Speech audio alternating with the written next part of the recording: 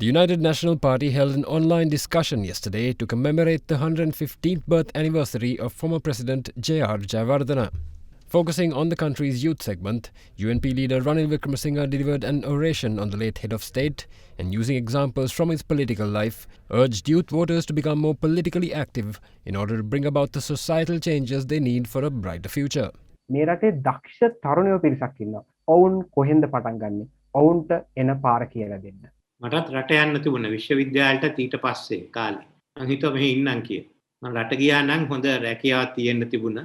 ලංකාවේ හිටපු නිසා අගමැති වුණා. The UNP leader also used the opportunity to call on the country's youth to join the United National Party in its push to rebuild itself and take advantage of opportunities to develop the nation to build themselves lucrative futures as well.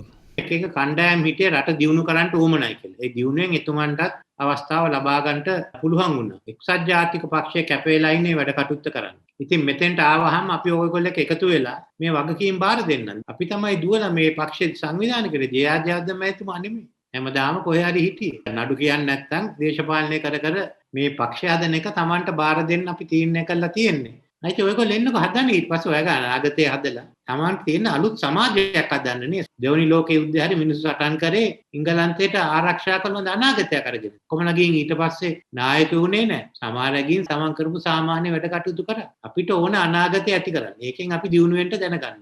Meanwhile, after being posed the question on what Sri Lanka's chances are of reaching developed nation status anytime soon, the former Prime Minister stated that the late President Jayawardena got it right when he believed that such a change can only be effected in 20 years' time. Getting it right in just 5 years, he added, was not a very easy task. අවුරුදු 20කින් පුළුවන්. අපි දැන් ආරම්භ කරොත් පළවෙනි අවුරුදු 5 ටිකක් අමාරුයි. ඒත් අපි විශාල පිම්මක් එතනින් ගන්න ඕන. මොකද අපි ඉන්නේ ලෝකේ විශාල පරිවර්තනයක්. මේ පරිවර්තන අල්ලගෙන දුවන්න ඕන. මම කියන්නේ අද අපේ තියෙන ඒක පුද්ගල ආදායම අපි අවුරුදු 8කින් දෙගුණයක් කරන්න පුළුවන්. භාග්‍යලාවට අවුරුදු 20ක් යනකොට 5 ශක්තිමත් රටක් ඇති කරගන්න. අවුරුදු 10ක් යනකොට ඒක පෙනෙනවා. ඒකයි ජයාජයන්ක අවුරුදු 20ක් විතර යන්න ඕනේ. 20ක් අවුරුදු 5න් කරන්න බෑ. Pocket එකට fit වෙන new Axe Ticket perfume